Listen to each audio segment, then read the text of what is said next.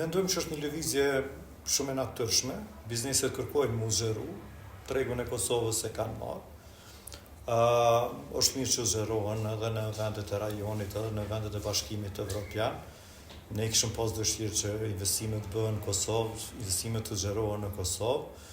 por investimet e kompanive kosovare në Shqipëri tani çdo vit më shumë, nëse shohim dhanat zyrtare të Bankës së Shqipërisë, Bankës Qendrore të Shqipërisë, stoku prej 2014 deri më tani ka arrit në 520 milion. Kosova në Shqipëri renditet si investitori i tretë, për vitin 2025 kanë investuar rreth 186 milion. Tani është zgjeruar edhe gama e investimeve në sektorët të ndryshëm, se më herët kanë pri sidomos sektori i ndërtimit që vazhdon prapë sektori i ndërtimit për rreth vijës bregdetare, kompanitë kosovare janë duke ndërtuar më të madhe si lagje të tëra, hotele e kështu me radhë. Mirë po ndërkohë kemi edhe zgjerim të sektori i rrjeteve, shitjeve me pakicë, me shumicë, po ashtu edhe të sektor të tjerë. Kështu që kompani kosovare ne kemi thonë edhe më herët përmes mediumit juaj që në kompani shumë të lakmume dhe gjitha bizneset e vendet rajonit e kanë lakmime punu me kompanitë kosovare. Do të me pas parasysh edhe një fakt tjetër që në Kosovë pasiguria politike ka shkaktuar edhe që bizneset tjesin, me thonë, pezot në mënyrë që të mos investojnë për shkak pritshmërisë për të pasë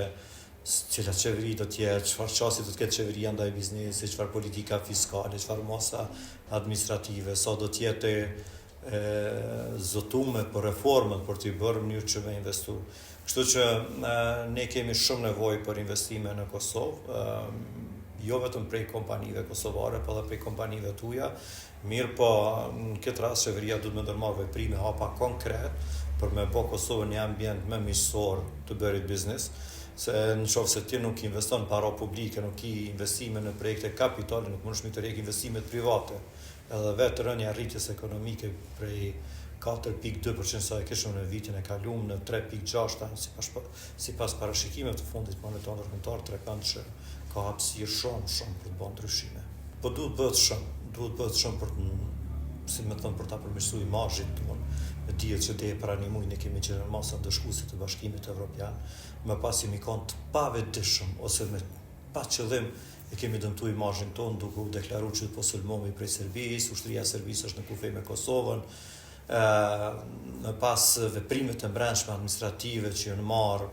nuk kanë shkuar në favor të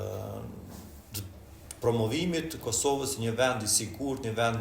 i miqësor të bërit biznes. Për këtë arsye ne duhet t'u tregojmë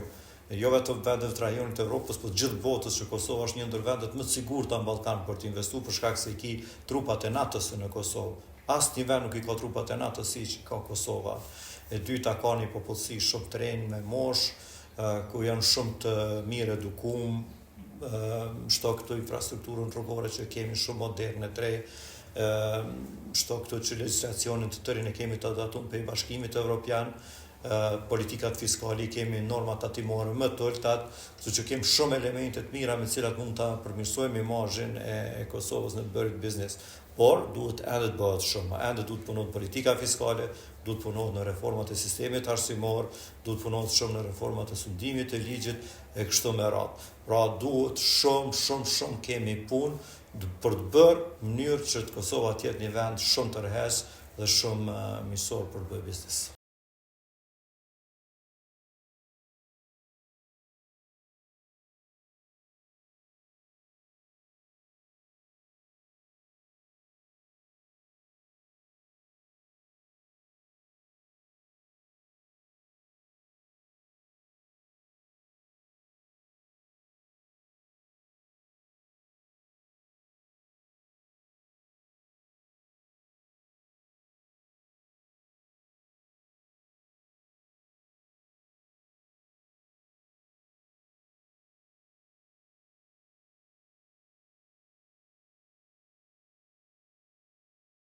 Mungesa e stabilitetit politik që e ka kaplu Kosovën në vitet të fundit kanë ndikuar në mënyrë direkte, indirekte apo perifere që të humbet shpresa se në Kosovë mund të ketë ardhmëri, jo vetëm në aspektin ekonomik, po edhe në aspektin demografik dhe profesional. Në këtë drejtim nga Kosova fal krizës aktuale që ka kaplu Kosova nuk janë duke u larguar vetëm qytetarë dhe trit, po me të madhe janë duke u larguar dhe bizneset. Ne po flasim tani për Shqipërinë, ku vrehet do të thotë një fluks i madh i kapitalit kosovar, ku në vitin 2025 ka qenë më tepër se 156 milion në mënyrë të evidentuar, por besoj që një avaz i tillë i ikjes kapitalit nga Kosova është evident shumë më tepër në Malzi, shumë më tepër në perëndim, në veçantë në Gjermani, në Austri dhe në Sloveni. Para sa dite isha në Sloveni dhe më rastisit i takoj 24 biznesmen nga Kosova të cilë investojnë në Sloveni dhe e tëra kjo duhet tjetë vërtet një breng për institucionet kosovare që të bëjnë më tepër, jo vetëm që të ndalin në rinin dhe qytetarët të mbesin në Kosovë, po të ndalin edhe investorë dhe investimet e huaja të cilat po dalin nga Kosova në vendet rajonit. Në këtë drejtim po e shtin që mungesa e stabilitet politik është një ndër indikatorët kyç, distanca apo një qasje distancuese përballë biznesit është e dyta, vendet e rajonit ofrojnë lehtësira të ndryshme dhe benefite për bizneset, të cilat krijojnë vende të reja, prodhojnë dhe përmirësojnë bilancin e pagesave. Një gjë e tillë në Kosovë nuk është duke ndodhur. Bizneset e mëdha që mund të jenë promotor të zhvillimit ekonomik shqohen si armiq të shtetit dhe tentohet të penalizohen, dhe në këtë drejtim nuk duhet të na habit fakti që nga Kosova nuk po ikun vetëm qytetarët, nuk po ikë vetëm biznesi dhe kapitali, por në mënyrë graduale është duke u bartë edhe prodhimi në veçantë në Maqedoni, në Shqipëri, po edhe në vende të ndryshme. Është koha kur duhet vërtet të bëhet më tepër në përmirësimin e ambientit biznesor, është koha kur duhet të trajtohet biznesi si partner në zhvillim dhe jo të jetë vetëm për të u gjykuar, sepse vërtet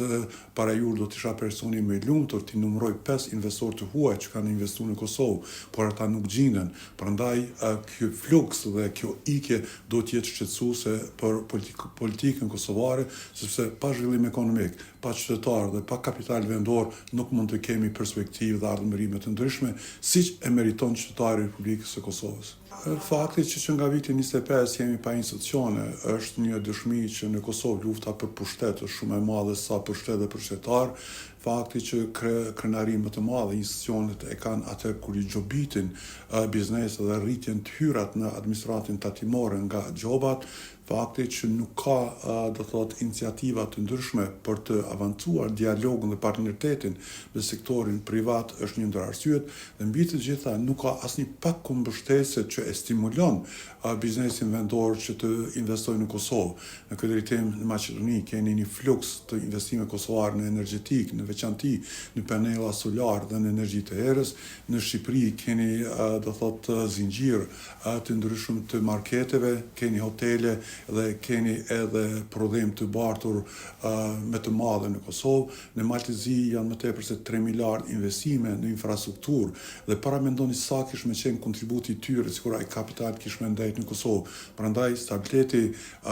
politik dhe partneriteti me biznesen janë kushtet më të nevojshme që i duhen biznesit kosovar dhe që ai të qëndrojë në Kosovë. Fakti që Shqipëria është një rrugë të avancuar drejt integrimit në familjen evropiane, ka pothuajse të gjithë kapitujt për adherim në familjen evropiane të hapur. Fakti që numri i turistëve në Shqipëri është duke u rritur dhe viti 2025 ka qenë një vit rekord me 12 milion vizitorë dhe këtë vit pritet të thyet ai rekord për nga numri i turistëve. Fakti që është një treg më dinamik dhe më i gjerë